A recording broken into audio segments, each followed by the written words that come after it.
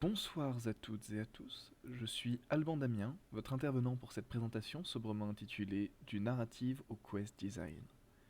Cette vidéo est un réenregistrement d'un événement organisé pour des développeurs de jeux vidéo indépendants. Elle introduit un certain nombre de sujets, des bases du world building à la scénarisation ou au scripting de quêtes. Et puisqu'il paraît de bon ton de vous parler un peu de mon expérience avant de nous lancer dans le vif du sujet, voici quelques-unes de mes activités antérieures. Même si je travaille aujourd'hui dans l'industrie du jeu vidéo, comme novel quest designer sur Gratefall 2, dans le studio Spiders, cette expérience professionnelle n'a débuté qu'en juin 2022. J'ai toutefois plusieurs centaines d'heures en amateur à mon actif, ce qui m'a déjà valu de gagner 2 concours de scénario par le passé. Outre ma grande expérience du jeu de rôle papier, que je ne développerai pas ici, mes études universitaires s'appliquaient directement au narrative design, ce qui explique que j'ai également quelques éléments à partager sur le sujet. Ces présentations terminées, revenons au sujet qui nous occupe. Pour dresser un tableau utile des différents domaines qui séparent le narratif du quest design, il faut commencer par définir les termes de notre sujet. Je précise à ce stade que les définitions que je propose sont tout à fait personnelles et correspondent à ma représentation de mon activité. Dans le cadre du jeu vidéo, on peut représenter l'ensemble de la production narrative sous la forme d'une pyramide, les parties inférieures soutenant et délimitant les parties supérieures. Sans surprise, c'est l'univers qu'on trouve à la base d'une telle structure. Un world building efficace permettant à la fois de cadrer et d'enrichir vos développements ultérieurs. À l'autre bout du spectre se trouve la quête, car elle correspond à la dernière étape du processus créatif, ou plus proche de l'expérience joueur. Entre les deux se trouve le scénario, un pur tissu narratif qui ne tient que rarement compte des spécificités du média jeu vidéo, contrairement au scénario d'un film par exemple, qui, lui, doit suivre des règles de composition précises pour être utilisable. Si je me permets de le souligner, c'est qu'à cause de cela, le scénario se trouve en quelque sorte tiraillé entre ces deux pôles. Et l'on pourra être tenté de passer cette étape utile, mais potentiellement redondante, au profit du quest design. Cette longue introduction terminée, passons aux définitions. Ma première proposition, concernant l'univers, est directement inspirée du jeu de rôle papier.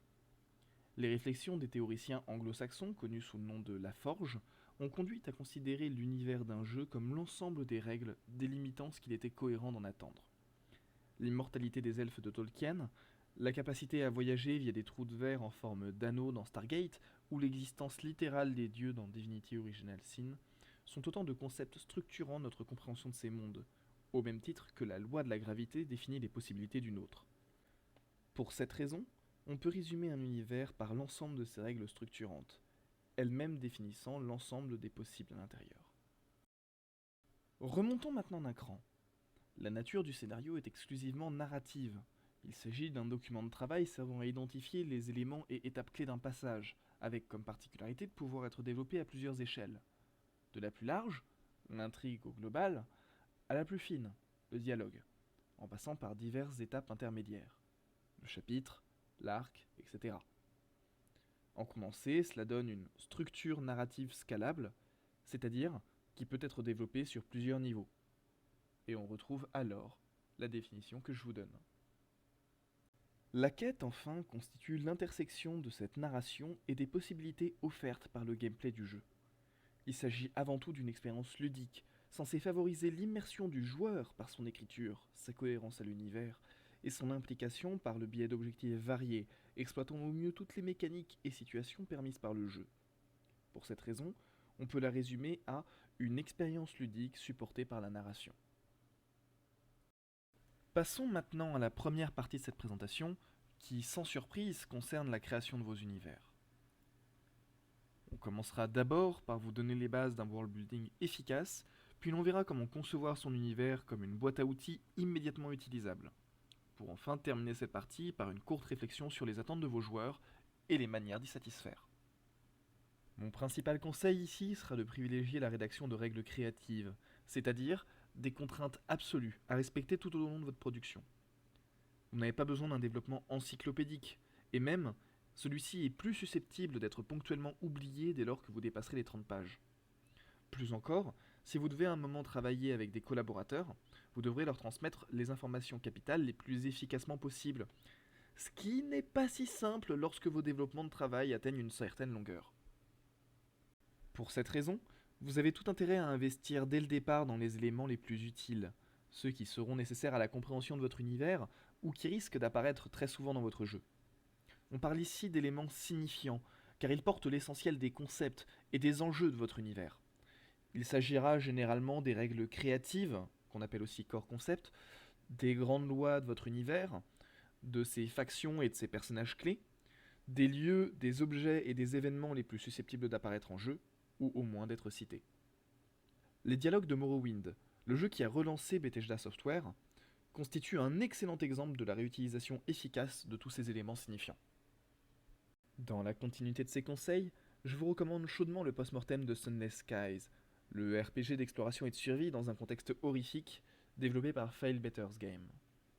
La conférence est présentée par Chris Gardiner, le directeur narratif du jeu, et elle a le mérite de présenter de nombreux conseils pratiques extrêmement précieux, dont le concept de Bible créative, censé réunir un grand nombre des informations que je vous ai précédemment citées.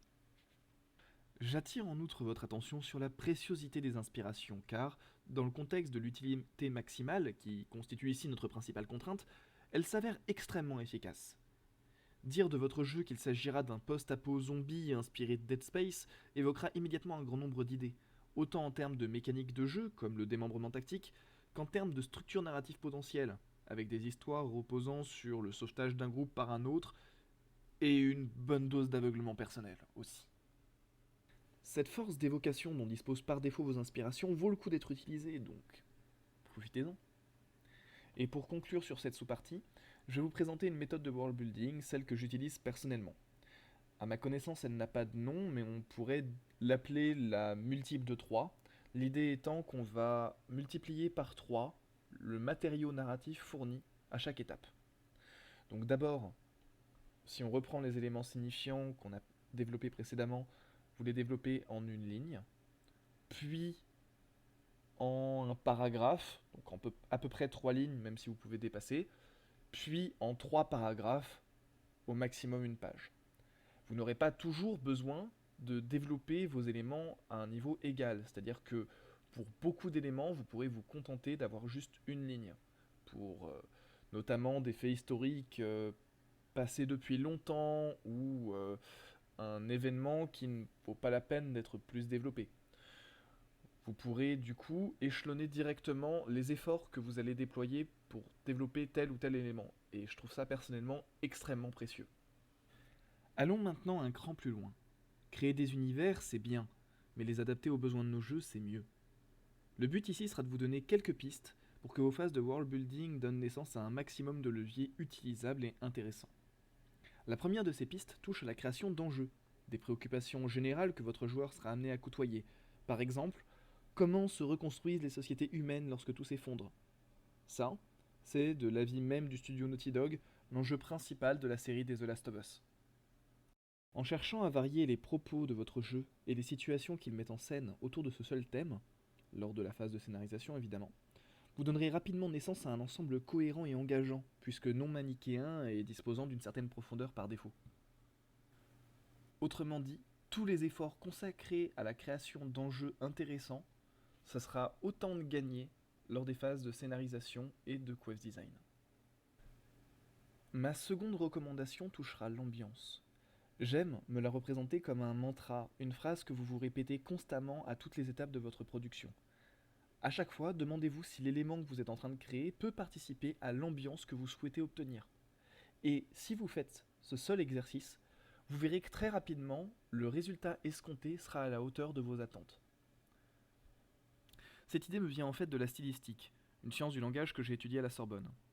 En stylistique, donc, on considère que si une œuvre produit un effet sur son public, c'est par l'accumulation de procédés voués à l'obtenir.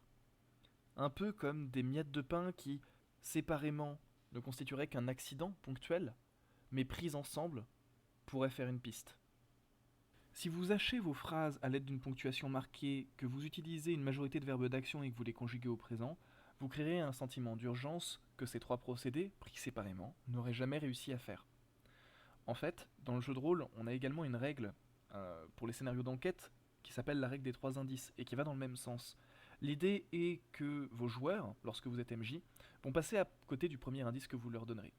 Le deuxième indice, ils le verront, mais n'en tiendront pas compte.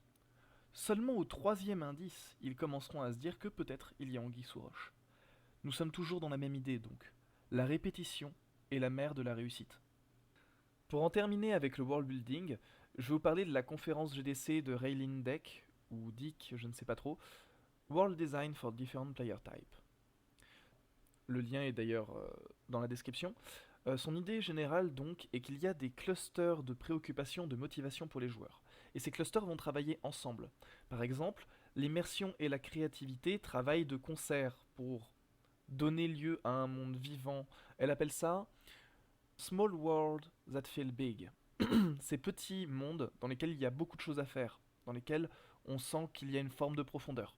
Et donc, l'histoire est susceptible de vous donner ce sentiment de profondeur, mais de la même manière, la capacité à découvrir des secrets, à explorer, va y contribuer. Or, la découverte est plutôt liée à la créativité des joueurs, là où l'histoire est plutôt liée à leur volonté de se sentir immergé dans un univers. Mais à l'inverse, si on l'associe à d'autres éléments, à des éléments tirés d'autres clusters, eh bien ça ne va pas fonctionner aussi bien. Un exemple, l'action va profondément nuire à l'implication que vous voulez mettre dans votre histoire. Si vous avez des explosions et la nécessité pour votre joueur d'être concentré sur ce qu'il est en train de faire, bah forcément il ne va pas être capable d'écouter ce qui se passe. De la même manière, le social, notamment le sens de la communauté, le fait de discuter avec d'autres joueurs, va l'empêcher d'obtenir des éléments essentiels qu'il pourrait normalement obtenir de dialogue ou ce genre de choses. Je pourrais vous donner d'autres exemples, mais je préfère vous renvoyer du coup à cette conférence qui est passionnante, comme beaucoup de conférences GDC, il faut bien l'avouer. En revanche, je me permettrai du coup de définir quels sont les différents clusters, non pas seulement de l'avis de Raylene, mais également de l'avis de Quantic Foundry, qui est une agence de game analytics. Donc en gros, elle va se concentrer sur l'analyse des préoccupations des joueurs par rapport à ce qu'ils font, et elle va vous en donner un résumé utilisable. Et donc Quantic Foundry va identifier 3 clusters que sont l'action et le social, la maîtrise et l'achievement, et l'immersion et la créativité. Et si vous voulez creuser encore davantage le sujet, je vous ai mis le lien à une autre conférence, Deep Dive into the 12 Motivation, qui vous permettra de creuser cette question et de définir plus précisément les différentes motivations de vos joueurs. Allez, pour terminer avec cette partie, on va faire un petit quiz. Pour qui sont ces univers? Vous avez Death Stranding d'un côté et Dark Souls de l'autre. Une idée? N'hésitez pas à mettre pause. Pour moi, c'est assez évident.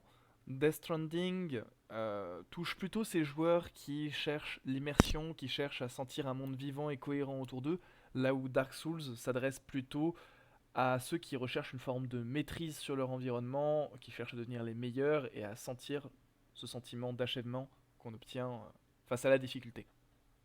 Je ne vous ai pas perdu? Alors go pour la partie 2, le scénario. Mais c'est quoi un scénario?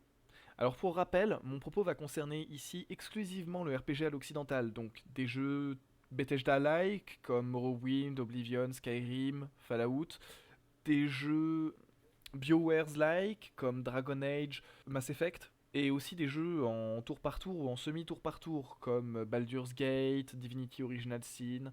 Tous ces jeux ont une particularité qui les relie toutefois, c'est le fait qu'ils reposent sur un tissu narratif extrêmement présent, et d'autre part, ils reposent sur le choix. Des choix multiples qui vont s'appliquer à toutes les étapes de l'aventure et qui vont vous permettre d'avoir votre aventure en fin de compte. Alors, le scénario, comme je l'ai dit en introduction, est relativement complexe à définir. Tout simplement parce qu'il a un statut hybride entre le world building et le quest design. Vu qu'on ne touche pas encore à la description fonctionnelle de l'aventure, qu'on n'entre pas tout à fait dans le quest design, mais qu'en même temps le scénario est garant de l'action, ça en fait un document de travail utile, mais qu'on peut avoir envie de passer. Alors, pour éviter justement de faire des erreurs qui vous donneraient le sentiment que vous avez fait 2 fois le même travail, je vais vous donner quelques conseils. Le premier, c'est que votre scénario doit être purement narratif. Vous ne devez pas donner d'indication de cutscene ou d'indication de gameplay dans votre scénario. Tout simplement parce que si vous le faites, vous risquez de vous limiter sur les étapes ultérieures. D'essayer de rester, de persister dans une idée que vous aviez trouvée cool à un moment, mais qui en fait est plus du tout adaptée à votre étape de développement. Le deuxième conseil que je peux vous donner, c'est que ce soit aussi concis que possible. Plus votre scénario est court, moins vous aurez de mal à y revenir pour y chercher des informations précises, ce genre de choses. Et enfin, il s'agit d'un document de travail qui va vous servir à identifier vos besoins et l'évolution de l'action, à y rester fidèle, à garder la cohérence au global. Autrement dit, il n'y a pas besoin de frioriture. Si vous regardez l'illustration qui est à gauche, vous pouvez avoir... En fait, c'est un exemple de scénario que j'ai produit dans le milieu du jeu de rôle papier. Vous pouvez voir que mon scénario est organisé par petits post-it, chacun concernant un aspect de l'univers, un aspect de l'action, et en fin de compte, c'est au maître de jeu de récupérer ces différents éléments pour voir comment il veut les dispatcher dans son aventure. Concrètement, votre scénario de jeu vidéo doit remplir le même objectif. C'est-à-dire que vous allez définir un certain nombre d'éléments, et ce sera à l'étape du quest design que vous allez voir comment vous pouvez les agencer les uns aux autres, comment vous pouvez en jouer. Je vous mets en outre un petit lien vers PTG PTB, c'est un site de jeux de rôle papier, donc ça s'appelle Place to Go, People to Be, et c'est un site de théorie rôliste en fait. Le guide qu'il propose étant ici beaucoup plus développé, mais toutefois intéressant pour cibler un certain nombre de besoins. Bon, c'est pas la technique que je vous recommande, donc c'est plutôt cette technique de post-it, mais bon, vous avez un contre-exemple, du coup, à vous de choisir ce que vous préférez. Maintenant, on va parler de votre narration à proprement parler. Est-ce qu'il faut privilégier une narration linéaire ou une narration ouverte? Et vous vous rendrez vite compte que ça dépend en fait surtout de ce que vous voulez faire. Donc d'abord, on va aborder le concept d'agentivité. L'agentivité en jeu de rôle, et là toujours dans le jeu de rôle papier, c'est la capacité d'un joueur à agir sur le monde qui l'entoure. Quel poids il va avoir dans la décision des événements et dans l'évolution du monde, en gros. D'une certaine manière, ça rejoint le concept d'émergence, c'est-à-dire la capacité à créer des possibilités de jeu en dehors de ce qui était prévu par les règles. Lorsqu'un joueur peut trouver ses propres solutions, on parle d'émergence. Et l'un des excellents exemples de l'émergence dans le jeu vidéo, c'est Zelda Breath of the Wild, entre autres choses. Mais dans une moindre mesure, tous les jeux de survie type Ark cherchent à créer du gameplay émergent. L'intérêt... ou Minecraft, hein. Excellent exemple aussi. Donc là, vous avez sur la droite les schémas d'évolutivité narrative d'un théoricien qui s'appelait Frédéric Sintès, et je parle malheureusement de lui à l'imparfait parce qu'il est mort.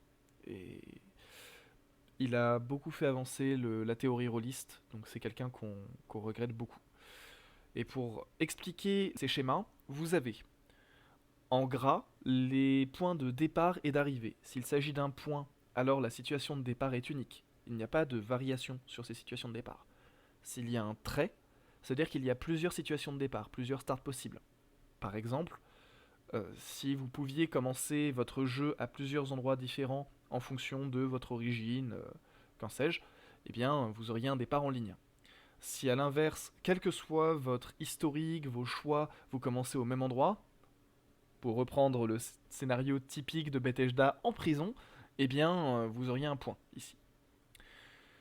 Si vous avez une ligne simple, ça veut dire qu'il n'y a aucun choix, vous êtes dans une cinématique. Si vous avez deux lignes droites qui sont séparées par de l'espace, comme dans le faisceau, ça veut dire que l'ensemble des choix du joueur sont déterminés par le jeu. Il n'y a pas d'émergence possible. A l'inverse, si les traits sont courbes, ça veut dire que le joueur peut créer ses propres solutions. Ainsi, la différence entre un cône et un cône droit, c'est que dans le cône, le joueur peut utiliser du gameplay émergent pour trouver ses propres solutions face aux problèmes qui lui sont posés dans le jeu. Alors qu'à l'inverse, dans le cône droit, on a vraiment une arborescence de la narration, mais sans émergence, côté gameplay. Petit cas particulier pour terminer sur les différents types de scénarios identifiés par Frédéric Sintès. L'arène, comme vous pouvez le voir, a l'intégralité de ses bords qui sont droits. Cela signifie que vous pouvez terminer l'aventure extrêmement tôt, en fait. C'est par exemple le cas d'un Mount & Blade Warband, où bien que vous n'ayez pas forcément gagné à ce stade, vous pouvez terminer votre partie en mettant votre aventurier à la retraite. Vous avez également un cas similaire dans Sunless Sea, où votre personnage peut tout simplement prendre sa retraite, là encore. Ces schémas sont particulièrement utiles pour vous rendre compte qu'il n'y a pas forcément, enfin qu'il n'y a pas qu'un seul modèle de scénario linéaire. Typiquement, le faisceau comme le chapelet ouvert sont deux modèles de scénario linéaire. Le faisceau est un exemple de scénario couloir, par exemple à la God of War, ou à la Uncharted, c'est-à-dire que le personnage doit suivre les étapes au fur et à mesure et il ne peut pas y déroger. Alors qu'à l'inverse, dans le cadre d'un chapelet ouvert, vous allez avoir des scènes sur lesquelles le personnage peut faire un peu ce qu'il veut. Il peut trouver les solutions qui l'arrangent avant de passer à la scène suivante. Mais par contre, entre les scènes, vous allez avoir une cinématique qui fait que vous allez forcément passer de la scène A à la scène B puis à la scène C. Dans un Life is Strange, on serait plutôt dans le cas de ce chapelet ouvert. Même si ce serait pas forcément des cercles, donc il n'y aurait pas forcément de l'émergence, on serait plutôt dans une succession de triangles avec à chaque fois une petite cinématique. Donc un triangle, un trait, un triangle, un trait. Pour prendre une variation sur le cône droit, en gros. Maintenant qu'on a bien poncé le sujet des scénarios linéaires, en tout cas des structures de scénarios linéaires, parce qu'on va revenir aux intérêts de ces types de scénarios sous peu, on va parler un petit peu de la narration ouverte. Comme vous pouvez le voir, il y a aussi beaucoup de modèles différents qui permettent de structurer une narration ouverte. Cela va du monde vivant et dynamique, auquel cas on va plutôt se retrouver dans un scénario en cône ou en arène. Par monde vivant ou dynamique, je désigne des jeux comme Mount & Blade Warband, Space Pirates and Zombie 2, donc c'est-à-dire des jeux qui fonctionnent sur un ensemble d'interactions plutôt que sur une histoire fixe. Leur narration principale étant somme toute assez limitée. Ou à l'inverse, on peut avoir un cône droit qui va vous permettre un certain nombre de choix au sein d'un ensemble fini. C'est le cas par exemple d'un Skyrim. L'ensemble de vos choix ont été prévus par les créateurs du jeu. Voilà ainsi deux exemples d'une narration ouverte. Au travers de cette présentation, je suis sûr que vous pouvez déjà vous rendre compte qu'en fonction de vos besoins et du jeu que vous voulez faire, vous n'allez pas forcément avoir la même posture. Autrement dit, vous devez d'abord identifier à quoi va vous servir la narration, ce que vous voulez obtenir par elle. Et à partir de là, vous pouvez choisir le modèle de scénario qui va vous intéresser le plus, qui va être le plus exploitable. Maintenant qu'on a vu tout ça, je vais vous parler un petit peu d'une autre théorie de scénarisation, les situations narratives de Georges Polti. Vous pouvez en trouver une description toujours sur le site PTG-PTD, les 36 scénarios, le lien est dans la description. L'idée de Georges Polti, donc, c'est que toutes les histoires peuvent se résumer à un ensemble de structures narratives typiques, donc de scénarios. Par exemple, là j'ai pris le premier qu'il développe, qui est celui de La Supplique, où on a trois personnages essentiels, un persécuteur, un suppliant et un pouvoir d'autorité, qui fonctionnent dans une relation triangulaire, le persécuteur persécutant le suppliant, et le suppliant demandant au pouvoir d'autorité de le débarrasser de la menace qu'il subit. Évidemment, il peut y avoir un certain nombre de variations sur cette supplique. Par exemple, le suppliant et le pouvoir d'autorité peuvent être la même personne. Et il peut y avoir un autre adjuvant pour permettre de résoudre la situation. Toutefois, je vous recommande vraiment de privilégier une structure de scénario à la Georges Polti plutôt qu'une structure de scénario qui suive le schéma narratif ou le schéma actantiel que vous avez étudié en primaire et au collège, à savoir une histoire, c'est une situation initiale, un élément perturbateur, des péripéties et un élément de résolution qui permet d'atteindre une situation finale. C'est vraiment le type de structure à éviter à tout prix. Pourquoi ? Déjà parce que, contrairement à ce qu'on vous a enseigné, ça ne s'applique pas à toutes les histoires. Ça s'applique à un certain nombre de contes, en particulier à des contes russes, mais c'est tout. En outre, ce schéma narratif classique pose beaucoup de problèmes, notamment au travers de la péripétie, qui en est une étape fondamentale. Car la péripétie, à proprement parler, est un retard. Ce n'est pas une avancée de l'action, c'est un événement imprévu qui la bloque temporairement. De cette manière, la péripétie devient une épreuve que le héros doit traverser pour atteindre la suite de son aventure. Et je suis convaincu que vous voyez tous les problèmes que ça pose lorsqu'on cherche à raconter une histoire cohérente et immersive. Je pourrais aller encore plus loin et vous parler des derniers modèles narratologiques sortis, notamment ceux développés par Raphaël Baroni dans son ouvrage La tension narrative, où il parle notamment de matrices interactives doublées d'opérateurs de transformation. La matrice interactive, c'est à voir comme les situations dramatiques de Polti, là où l'opérateur de transformation apparaît comme l'actualisation de ces situations. Le moment, disons que l'opérateur de transformation, c'est vraiment ce qui va vous permettre de transformer un modèle générique de situation en une situation particulière, avec tous ses détails, ses subtilités. Le truc, c'est que vous n'avez pas besoin d'aller aussi loin dans la création de vos scénarios. Vous pouvez très bien vous contenter du modèle de Polti. C'est une première approche qui a le mérite d'être simple, et en l'occurrence, la simplicité est votre meilleur ami à ce stade.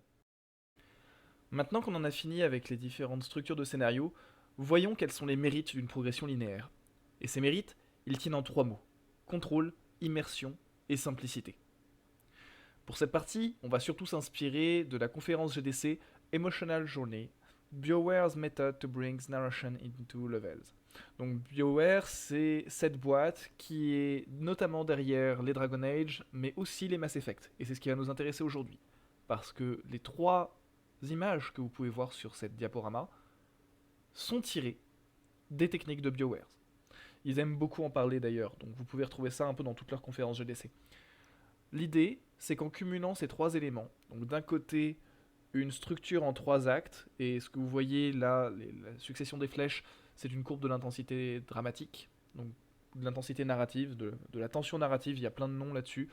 Vous avez une charte des émotions et des thèmes, où vous voyez que chaque zone à l'intérieur de votre niveau, chaque environnement traversé doit être lié à un thème et à une émotion que le joueur doit ressentir. Donc ce thème par exemple, ça peut être Two tribes work together, quand vous avez 2 peuples de races aliens qui doivent travailler ensemble pour résoudre un même problème. Et dans ce cas, les émotions, ça pourrait être, disons, le sentiment de loyauté, le sentiment d'accomplissement, l'optimisme, ce genre de choses. Et donc à ces 2 éléments, vous en avez un troisième qui est l'intensity graph.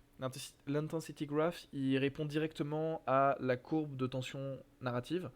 Et l'idée, c'est vraiment d'y faire figurer la tension voulue du côté designer en comparaison de la tension ressentie par votre public test. Et du coup, vous pouvez observer en direct au travers de vos playtests si l'intensité voulue a été atteinte et du coup s'il faut modifier le gameplay proposé, la narration proposée pour correspondre aux prévisions. Donc, comment fonctionne cette courbe d'intensité dramatique? En gros, chaque flèche vous amène à un point, et ce point, c'est la force des émotions ressenties par votre joueur, par votre interprète, par votre spectateur, à un moment donné. Et donc là, quand vous regardez la structure narrative de BioWare, c'est une structure en 3 actes, avec un incident initial, un premier retournement de situation, un point de tension minimal, donc en fait une période d'accalmie, une pause, un second retournement de situation, et enfin un climax qui correspond au moment le plus intense de toute votre quête. Et si vous avez une structure narrative très linéaire au niveau de la tension, c'est parce qu'en fait la progression du joueur à l'intérieur de la mission, elle est très linéaire. Votre Shepard, il peut choisir sa mission au début, il peut faire des choix à l'intérieur de ses missions. D'ailleurs, c'est souvent lors des retournements de situation que vous avez des choix cornéliens à faire, mais ces choix, ils sont limités à des moments très précis. Pour le reste, vous devez suivre un parcours qui a été établi pour vous. Ça vous donne énormément de contrôle. Et comme vous pouvez le voir, ce contrôle, il est utilisé par les designers pour maximiser l'immersion du joueur. En outre, retirer ce contrôle, proposer différents choix aux joueurs, c'est vous compliquer énormément la tâche au niveau du design. Parce que plus vous proposez de voies différentes, plus vous devez en tenir compte lorsque vous établissez votre scénario, lorsque vous établissez les différents événements que le joueur est censé parcourir. Il y a aussi un gros risque de perte si vous proposez différentes possibilités.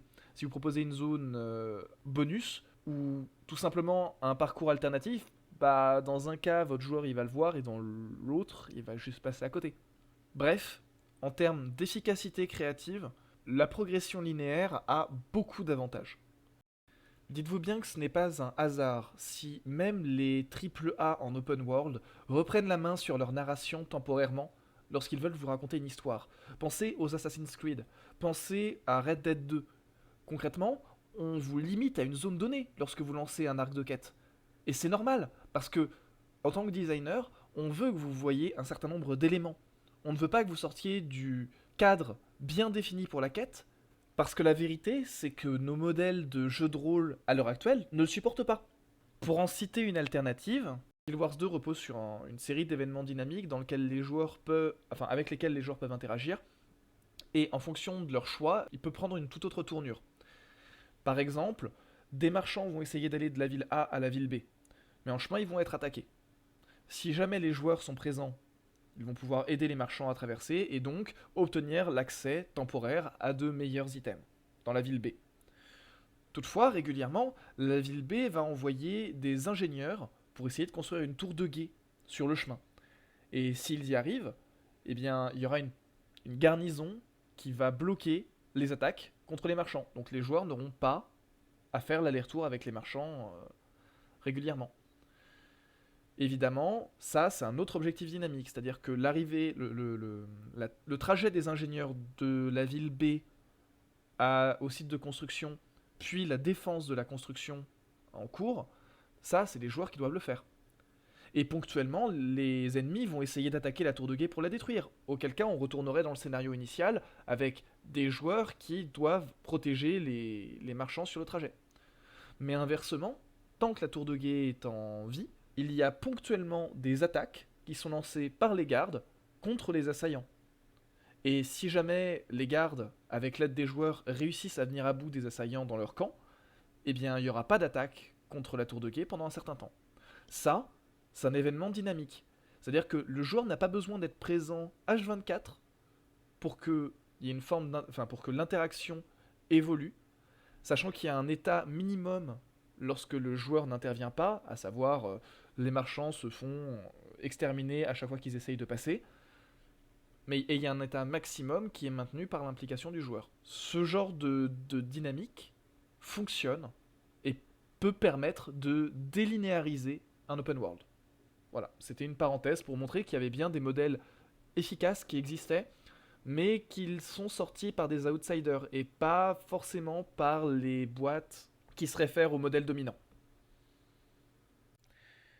Le thème de la linéarité pose en creux le problème du choix. À quel moment un choix compte-t-il pour le joueur? À quel moment celui-ci sent-il qu'il a une importance? Eh bien, pour moi, le choix doit remplir deux critères, sans quoi il n'a pas d'intérêt et au contraire il va être perçu négativement par votre joueur. C'est-à-dire, il va être perçu comme un accessoire, quelque chose qui n'a pas de valeur, qui ne lui apporte rien et au contraire même qui lui fait perdre du temps. On a le sentiment, quand un choix qui ne compte pas nous est proposé, que c'est du vent, qu'on se moque de nous. Et c'est bien normal, parce que, d'une certaine manière, c'est le cas.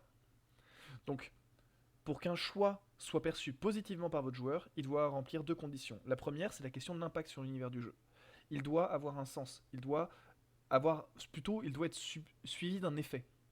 Que ce soit en termes de gameplay, en termes d'avantages, en termes de conséquences.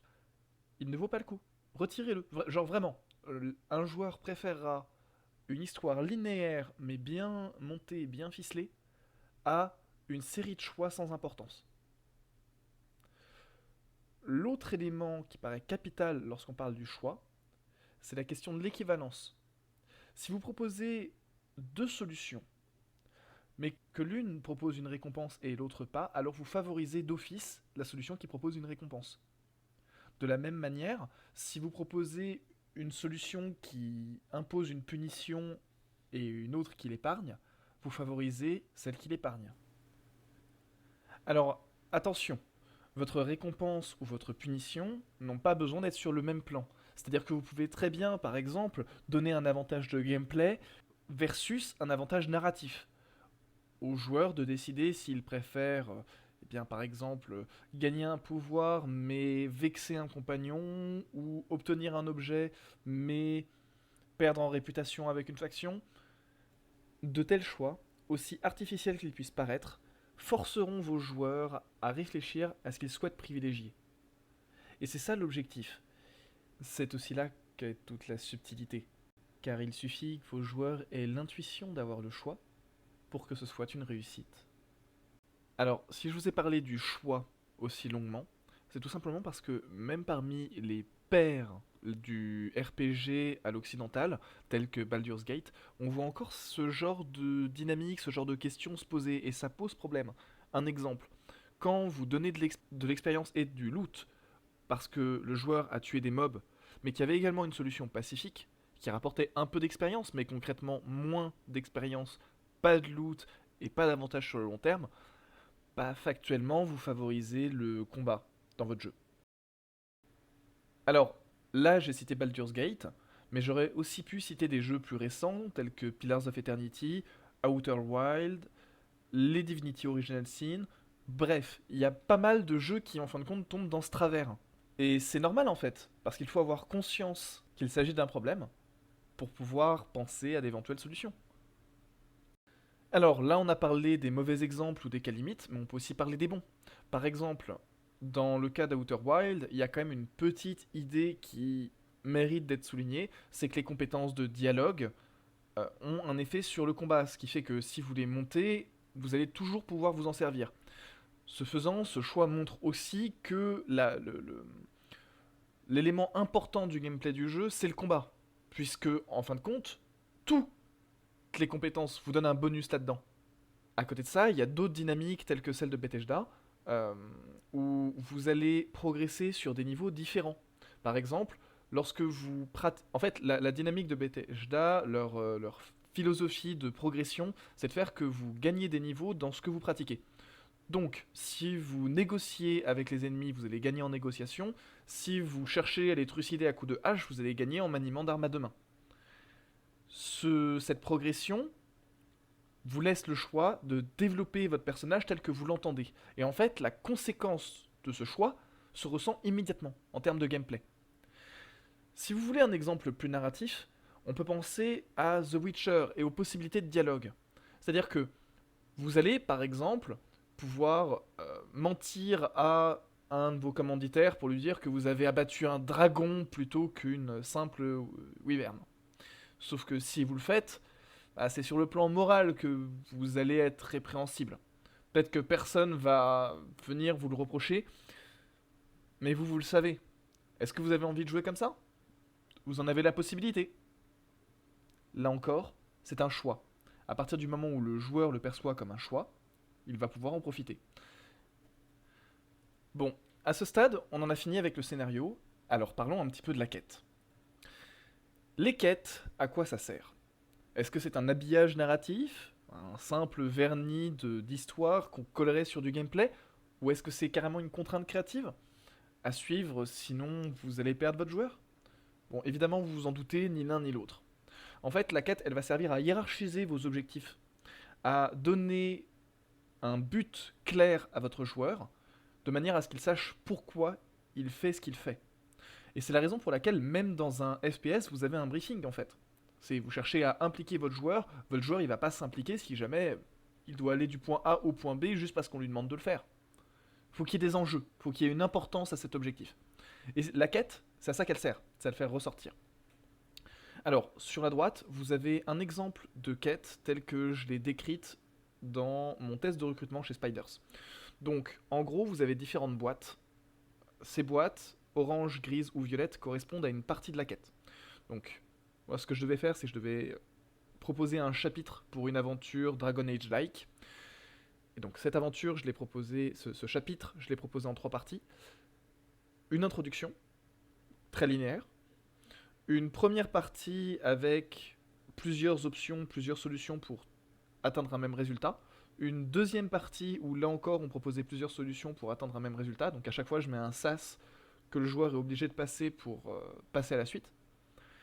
Et à côté de ça, j'ai 2 quêtes secondaires en orange qui sont connectées à ma quête principale par différents biais. Donc en gros, le joueur va être invité à les faire et s'il les fait, il va obtenir différents avantages qui pourront se répercuter plus tard sur la quête.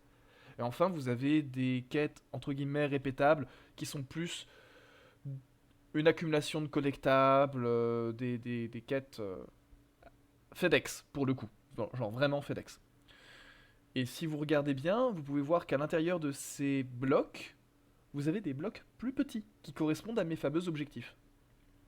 Vous avez également une description. Alors, lorsqu'on parle de quest design, moi ma recommandation c'est quand même de faire des choses qui sont claires, utiliser un canevas qui va être commun à la totalité de votre quest design, et du coup Par exemple, utiliser des couleurs, ça peut être pas mal. Utiliser du rouge lorsque votre objectif c'est un combat contre des mobs, ou du vert lorsqu'il s'agit d'explorer une zone, du bleu lorsqu'il s'agit d'y aller. Bref, votre code couleur ne dépend que de vous. Mais par contre, reprenez-le de manière systématique. Là, c'est une erreur d'amateur, entre guillemets, que vous pouvez voir sur ce diagramme. Alors, je vous recommande chaudement de ne pas la reproduire. Une alternative, évidemment, aux couleurs, c'est de mettre des icônes. Si vous avez une petite icône de combat pour signaler qu'il y a un combat, ça peut être une solution aussi. Et au moins, c'est daltonien friendly. Maintenant, pourquoi pitcher vos quêtes? Vous avez un spoiler derrière, cohérence de l'ensemble, suivi et variété. Mais déjà, on va définir ce que c'est qu'un pitch. Un pitch, c'est un résumé succinct, de l'ordre du paragraphe pour une quête. Éventuellement, vous pouvez faire un petit peu plus long, mais vraiment le but, c'est de faire le résumé le plus court possible, de manière à ce que vous sachiez ce qui se passe à l'intérieur de la quête, et que vous puissiez assurer le suivi de l'ensemble de votre histoire, de l'ensemble de votre intrigue. Si vous avez un petit pitch d'un paragraphe pour chacune de vos quêtes et une page pour votre intrigue, bah tout de suite vous savez où se situent les différentes quêtes par rapport, enfin dans le cadre de votre intrigue, et donc les unes par rapport aux autres.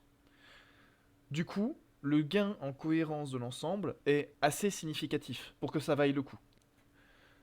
Quant à la variété, eh bien, si vous proposez toujours des quêtes avec les mêmes enjeux ou sur le même modèle, vous vous doutez bien qu'à un moment donné, la redondance va se sentir. Pitcher vos quêtes, c'est l'assurance que s'il y a une redondance à un moment donné, vous vous en rendiez compte le plus vite possible. Donc là encore, que des avantages. Vraiment, travailler avec des pitchs, travailler avec des résumés, ça vous sauvera la vie. D'ailleurs, le pitch peut être également visuel, c'est-à-dire que vous pouvez très bien faire un schéma récapitulatif de vos quêtes. Moi, c'est quelque chose auquel je vous encourage chaudement. Personnellement, j'utilise Twine pour ça. Donc Twine, c'est un logiciel gratuit que vous pouvez trouver en ligne et qui vous sert à faire des arborescences. Donc vous pouvez, en fait, ça vous sert à faire des livres dont vous êtes le héros, version navigateur web. Du coup, c'est très pratique pour tester une arborescence sans avoir besoin de greffer le gameplay par-dessus. Pour finir, je me permettrai un dernier conseil vis-à-vis du quest design. Pas de développement inutile. Tant que vous êtes dans la phase de rédaction, donc la phase antérieure à l'implémentation dans le moteur, il est inutile de détailler vos scènes. Vous n'avez pas besoin de dire que votre combat va s'arrêter quand l'ennemi passera à 15% de vie et que là il y aura un dialogue. Non, vous mettez un bloc de combat puis un bloc de dialogue. De la même manière, vous n'avez pas besoin de détailler l'intégralité de vos options de dialogue. Là encore, vous mettez un bloc de dialogue. Ça suffit. Vous mettez ce qu'il y a à l'intérieur du dialogue, ce qui doit se passer, donc résumé succinct, et c'est tout. Vous vous arrêtez là. Pourquoi? Parce que lors de l'implémentation, si vous vous rendez compte qu'il y a quelque chose qui ne marche pas et que vous cherchez à suivre coûte que coûte votre plan, comme l'histoire que je vous racontais tout à l'heure vis-à-vis du développement narratif, vous risquez de vous tirer une balle dans le pied. Autant éviter ça.